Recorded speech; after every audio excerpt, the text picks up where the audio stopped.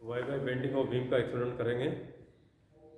मैं हूँ R S Meghwal, मेरे साथ है हरीश जी सबलानिया और मैडम दीपाला मीना। देखिए इस प्रैक्टिकल को कैसे करते हैं हम आपको ये समझाते हैं। मान लीजिए ये कोई आपकी बीम है। बीम से मतलब देखिए इसकी लेंथ वाली डायमेंशन तो काफ़ी सफिशिएंट है, विड्थ इसकी कम है, इसको हमने स्मॉल बी से लिया है।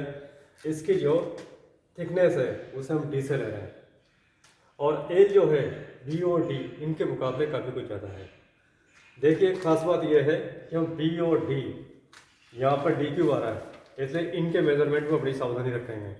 डी के अंदर जरा सी एरर हमारे वाई के अंदर काफ़ी एरर देगी।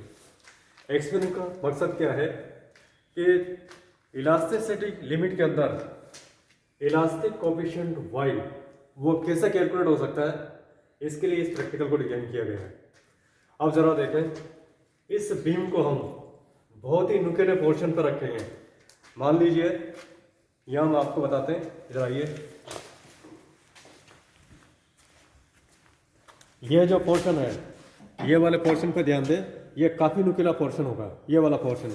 इसी तरह से ये वाला पोर्शन भी काफ़ी नुकीला पोर्शन होगा। इस पर हमने ये रोड रखी, इसकी लेंथ काफ़ी सफिशिएंट है, इसकी विड्थ कम है और इसकी थिकनेस भी कम है। अब ज़रा देखिए यहाँ पर हम हैंगर लगा के इस पर जैसे ही वेट लगाएंगे इस बीम का कुछ ये नीचे की तरफ जाएगी और जितना इसके अंदर झुकाव आएगा उसे हम डेल्टा से मेजर करेंगे। यहाँ पर ये आपका स्केल होगा, स्पेरोमीटर के साथ एक स्केल लगा देंगे। ये स्केल ऑर्डिनरी वही स्केल होगा जो आपके सेंटीमीटर वाला स्केल होता है, यानी इस पर जो लाइंस बनी हुई है वो मिलीमीटर्स की है, बहुत छोटी छोटी लाइंस से मिलीमीटर्स की है। स्केल ऑर्डिनरी है और इसमें से यहाँ पर ये जो पोर्शन है यहाँ हम स्पेरोमीटर लगाएंगे। अब ज़रा देखिए स्पेरोमीटर में क्या होगा, स्पेरोमीटर आपको बिल्कुल रीडिंग देगा, लेकिन यहाँ पर कॉन्टेक्ट बनाने के लिए हम क्या करेंगे, यहाँ से एक वोल्ट मीटर वाला पोर्शन लेंगे। देखिए बच्चे क्या है गैलोमीटर से कंफ्यूज हो जाते हैं और गैलोमीटर के साथ हाई रेजिस्टेंस के लिए आपकी बुक में लिखा हुआ है। सबसे बढ़िया है आप एक वोल्ट मीटर ले रहे हैं, क्योंकि गैलोमीटर के साथ जैसे आप हाई रेजिस्टेंस लगाएंगे बिल्कुल वो वोल्ट मीटर के अंदर कन्वर्ट हो जाएगा।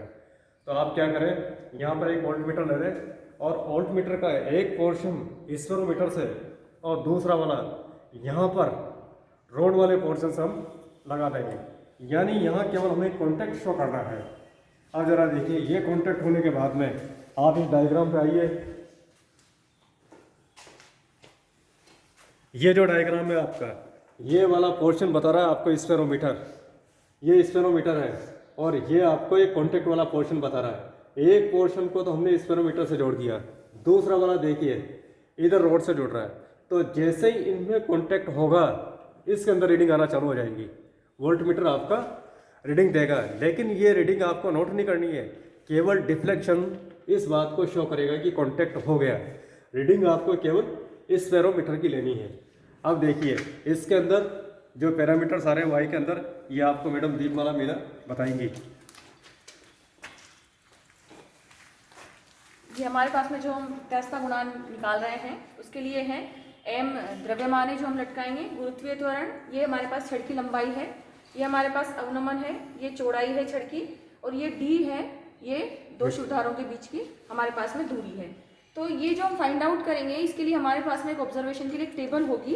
तो टेबल का फॉर्मेट हमारे पास में ये है, जिसमें हमारे पास में हम लेंगे सबसे पहले उसमें जो हमारा है उसमें एक हैंगर होता है जिस पे हम वेट लटकाते जाते हैं। तो सबसे पहले हम 0 के लिए अपनी एक रीडिंग ले लेंगे, उसके बाद में उसमें हाफ kg के डिफरेंस में हम वेट बढ़ाते जाएंगे, पहले हाफ, फिर 1, फिर 1.5, 2, उसके बाद में हम वेट डाउन करते जाएंगे।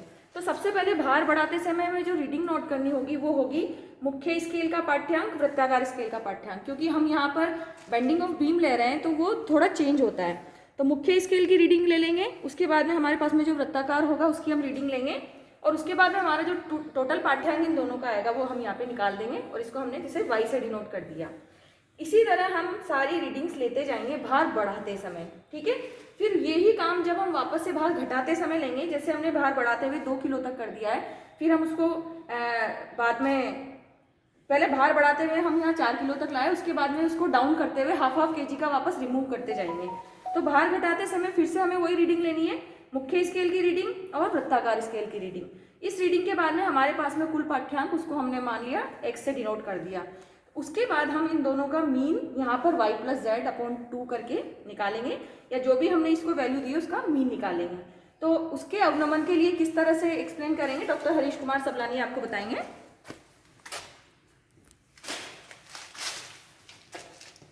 जैसा कि मैडम ने बताया कि हमने इसकी रीडिंग ली, भार बढ़ाते वक्त भी रीडिंग ली और भार घटाते वक्त भी रीडिंग ली।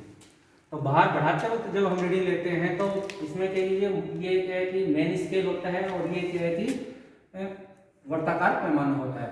तो मुख्य पैमाने पर और वर्ताकार पैमाने पर दोनों की हम रीडिंग नोट करते हैं, फिर उनको ऐड करते हैं अपने पास है, और इस प्रकार से साथ में इसका रीड काउंट है वो भी अपने नोट करते हैं। तो इस हिसाब से अपने इसकी टोटल जो रीडिंग है वो हम क्या कैलकुलेट करते जाते हैं भार बढ़ाते हुए। जैसे कि जीरो पे हमने जैसे शुरुआत में ले ली, उसके बाद आधा किलो, फिर 1 किलो, 1.5 किलो, 2 किलो, 2.5 किलो, 3, 3.5, हम कैसे भार बढ़ाते जाएंगे। तो उस स्थिति में हम क्या करेंगे, इसकी जो दोनों की जो अपने पास मुख्य पैमाना और वर्ताकार पैमाना को जोड़ के जो रीडिंग निकालते हैं, मान लो कि ये डेल्टा हमने निकाल रहे हैं इस प्रकार से, उसी प्रकार से इसकी दूसरी जो रीडिंग है वापस क्या कि हम क्या कि वापस वहीं से करेंगे इसका भार घटाते वक्त। जैसे अपने 2.5 किलो या इसका आधा किलो हमने उतार लिया, उसमें से जैसे आधा किलो उतारेंगे 2 किलो की रीडिंग हम वापस उसकी नोट करेंगे, मुख्य पैमाना और वर्ताकार पैमाना।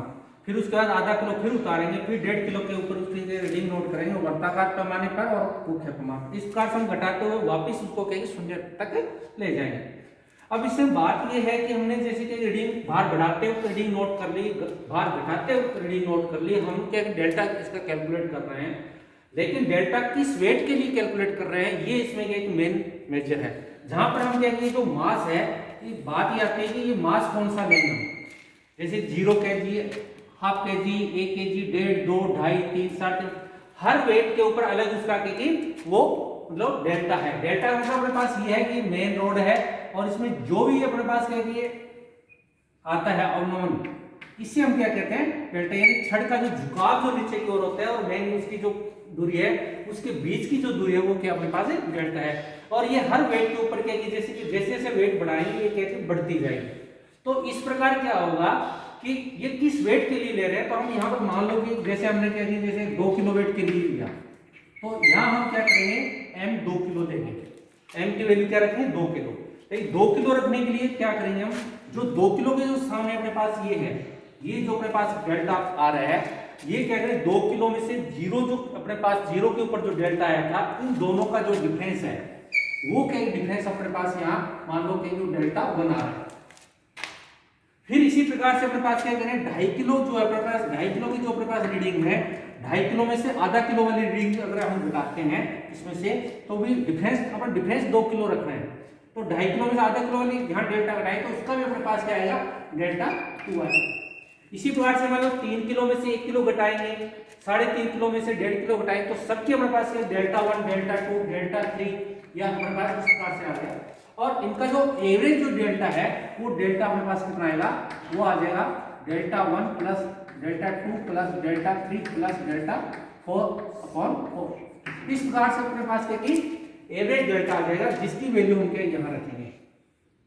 एम अपने पास क्या है कि 2 आ गया 2 kg, जी जो है गुरुत्वीय त्वरण का मान है 9.8 मीटर पर सेकंड स्क्वायर है, एल अपने पास के लेंथ है, लेंथ अपने पास के जिन अपने पास जो नुकीले अपने पास शुद्ध धार है अपने पास ये इनके बीच की जो दूरी है वो अपने पास के यहाँ पर के एल लेंगे।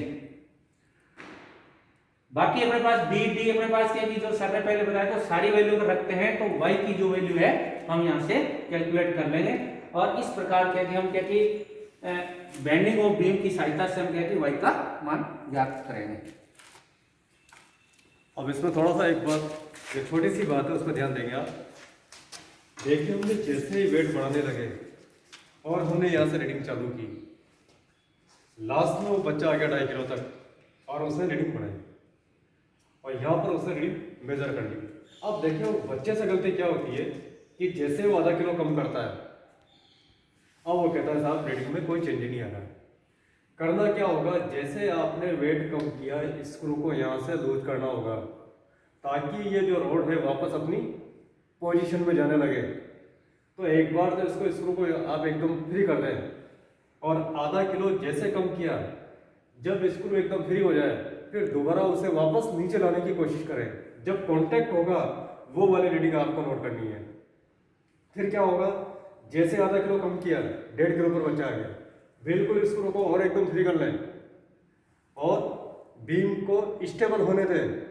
उसके बाद में स्क्रू वापस नीचे ला के देखें कहाँ पर कांटेक्ट हो रहा है, फिर एग्जैक्टली 1.5 किलो वाली रीडिंग आएगी। अदरवाइज रीडिंग लेने में बहुत ज़्यादा एरर हो जाएगी और वाई की वैल्यू प्रॉपर तरीके से कैलकुलेट नहीं होगी। ये बच्चे को सावधानी जरूर बरतनी है। Thank you.